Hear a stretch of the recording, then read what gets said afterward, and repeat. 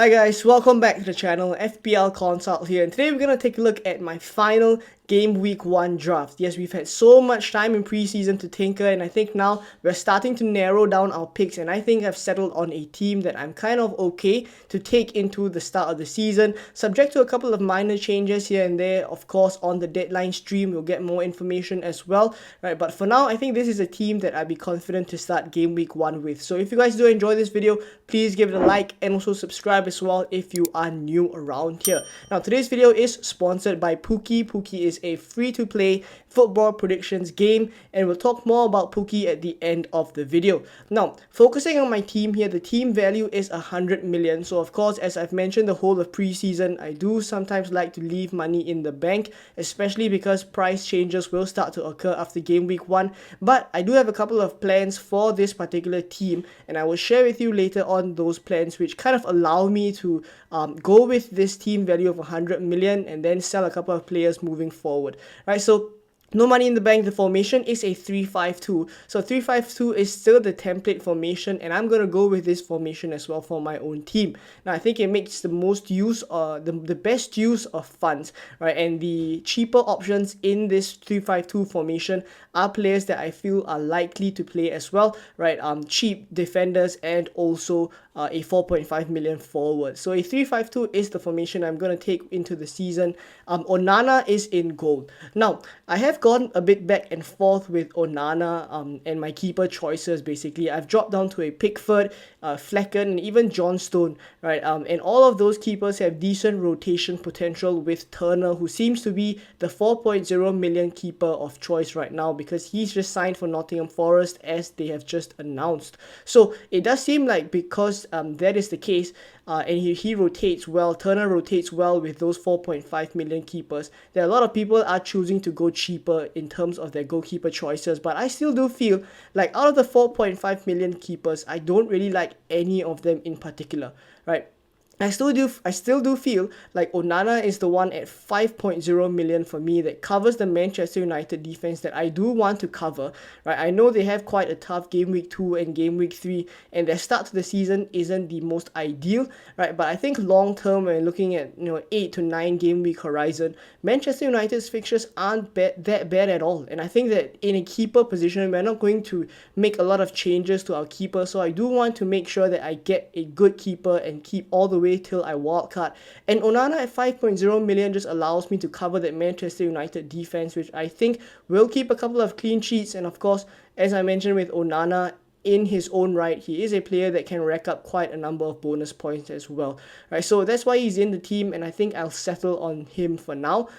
In defense, I have Estupiñán, Gabriel, and Chilwell. Now, all of these players, great attacking potential, great fixtures out of the blocks, except for Chilwell, who plays Liverpool at home. But after this Liverpool at home fixture for Chilwell, he has a great run of fixtures. Chelsea just have an amazing run after that. So I'll kind of bite the bullet for Chilwell in this first game week and just start with him. And then after that, enjoy the run of fixtures that he will get later on. But for the other players as well, they have great fixtures. Estupiñán has Luton at home, Gabriel has Nottingham Forest at home. So I do feel like these three defenders for me are the ones that I would take into the start of the season. There are a couple of defenders that I haven't gone for, as a couple of you guys would have realized.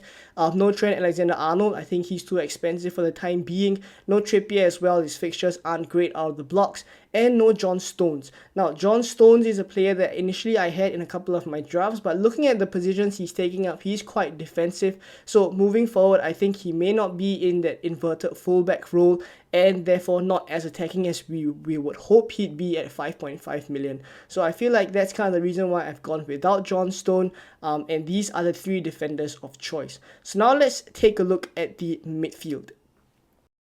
So in midfield, I've gone with Saka, Mbeumo, Salah, Rashford, and Eberechi Eze. One look and you can already see that this is a midfield without two Arsenal attackers, and it's also a midfield without two Manchester United attackers. And those are very popular combinations that people have gone for, but I've chosen to give up that second Arsenal attacker or that second Manchester United attacker so that I can fit Salah in here as well. I've given Salah that slot. So I'll cover a little bit later on as to whether Salah I feel is worth it or not, right, to go for him in game week 1. I'll cover the other picks first. So For Arsenal, I think if I'm to own one Arsenal attacker, it has to be Saka, right, who's potentially on penalties, and also he's nailed for 90 minutes. You guys know the drill with Saka. He's pretty much a template pick, right? And then for Marcus Rashford, if I'm to choose one Manchester United attacker, it has to be the one that's playing as a centre forward and also listed as a midfielder. So there is Marcus Rashford, and of course, great player. We know what he can do. Even though Bruno Fernandes is on penalties, I would prefer Marcus Rashford because of the position he's playing in. So after we covered these two, I'll talk a little bit more now on the 6.5 options that I've gone for, Mbeumo and Eberechi Eze. So I think out of the three 6.5 million options that a lot of us are considering, which is Mbeumo, Eze and Mitoma, I think Mitoma ranks the lowest simply because of his routes to points. He doesn't really have set pieces with him. He doesn't have penalties like Mbeumo and Eze has, right? And of course, Brighton's attack is great, but after 3 game weeks, we're going to want to offload them. So because of that, I've chosen to go for a little bit of a spoiler. I've chosen to go for João Pedro up front, who's cheaper on penalties, very likely to start the first 3 games as well, and then I can offload João Pedro later on. But he's a cheaper alternative to Mitoma, and that's why I've chosen to go for Mbeumo and Eze as the 6.5 million picks that I intend to keep for a 8 to 9 game week horizon. Looking at their fixtures, it's pretty good as well, and as I mentioned, on penalties, on set pieces, and pretty much if their team score, you would expect them to be involved as well. So Mbeumo and Eze are in the team, and let's now talk about Salah. So in this Salah spot, you could go for Martinelli, you could go for Bruno Fernandes, but I feel like I'm willing to take a calculated risk on Mo Salah, right? So comparing the alternatives first, Martinelli, I'm not 100% sure on him and his minutes. He feels like a 60 to 70 minute player for me. And then for Bruno Fernandes, I actually don't think it's 100% necessary to have 2 Manchester United attackers, right? Yes, in game week 1 they have Wolves, but in game week 2 it's a tougher fixture for them, right? And of course, when I take a look at Salah as well, he's a player that I will be captaining in game week 2. So that's something that I've already come to terms with, that if I'm starting in game week 1 with Salah, the aim is to captain him in game week 2 ahead of Haaland, who has Newcastle in that very same game week. So that is kind of the main benefit of going for Salah here for me, and it's something that I can't look past because I definitely want a Liverpool attacker for that Bournemouth at home fixture, and Salah is the most nailed. He will probably get the full 90 minutes and of course whatever stoppage time there is as well. He's on penalties, etc, etc. You guys know the drill with Salah, right? So I'm willing to take a calculated gamble on him, right, ahead of Martinelli or Bruno Fernandes. And when I view it in combinations as well, up front, as you guys would know, I have gone for João Pedro up front. When I view it in combinations, Salah plus João Pedro versus maybe like a Martinelli plus Ollie Watkins up front, who has Newcastle in his first game as well. When I compare it over a 2 game week horizon, because come game week 3, I'll potentially sell Salah to free up funds. Right, that is something that is in the works. I haven't booked it in. If Salah looks really good, maybe I keep him. Right, but for now, the plan is potentially to sell Salah in game week 3. And over this 2 game week horizon, I think Salah plus João Pedro can very easily outscore Martinelli plus Watkins, or even Bruno Fernandes plus Watkins for that matter as well. So that's kind of another reason why I've decided that I'm okay to go with Salah here, take a gamble. Also, he's very low owned at this point. I think 20+% is considered quite low for Salah, right? Considering how attacking he is and the potential that he can get with FPL points for us as well. I think that is quite a low ownership for him. One of the lowest that he's been for game week 1, of course. Alright, so I think I'm okay to take calculated risk on Salah, and then after that reap the benefits in game week 2. So let me know what you guys think of Salah. Are you going for him? Is he worth it? Or are you going for a double Arsenal attack instead, or a double Manchester United attack instead? For now, let's take a look at the forwards. So up front, I've gone with João Pedro and Erling Haaland. João Pedro, as I mentioned just now, is the Brighton attacker that I will be having to cover those first 3 fixtures. He's really cheap, 5.5 million, and on penalties. That's the best part. And after that, moving forward, I could offload him after game week 3. There are no firm plans yet, right? But we'll see what happens with João Pedro. And then Erling Haaland, Burnley away. I'm not going to overthink this one. I'm going to captain him. And let's move on straight to the bench here. So Areola, Levi Colwill, Kabore, and Mubama are my bench players. Areola will probably become Turner once FPL has updated Turner's team. He does look like the first choice keeper for Nottingham Forest, at least until they sign Dean Henderson. But whether or not that happens, that 4.0 million keeper will probably just remain on my bench. I'm well happy to just start Onana every single game week. Right, so the first defensive slot we have there is for Levi Colwill, a 4.5 million defender. Now, I do want this 4.5 million defender to be a really good slot for me because moving forward, I could be using this slot very often, right? If let's say I decide to keep João Pedro and bench him, then I could switch to a 4-5-1. So I want this 4.5 million defender to be someone I can rely on. For now, it's Levi Colwill, but I am considering other options like Matty Cash if I'm confident enough of his minutes. It could also be Rico Henry, or even Pau Torres as well, right? So this is a slot I haven't nailed down yet, but for now it's Levi Colwill because of Chelsea's fixtures.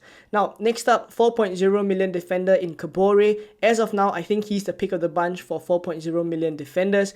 And then lastly, the forward that I've gone for, the bench for the forward is Mubama, right? So of course there are other options like even Osula from Sheffield, but I think Mubama is the one who is the most likely to start some games for West Ham. So I have him there. I'm well aware of his ownership being very high, and I don't really like having very high ownership players as my third forward slot on the bench because obviously it's subject to price drops as well once people wildcard or ship him out later on, right? So I could very well just swap Mubama out for Osula, but it remains to be seen. So there are a couple of positions, as I mentioned, on the bench that I haven't nailed down yet, but I think for my starting 11, as you guys see here on the screen, I think I won't go too far from the way that it's looking.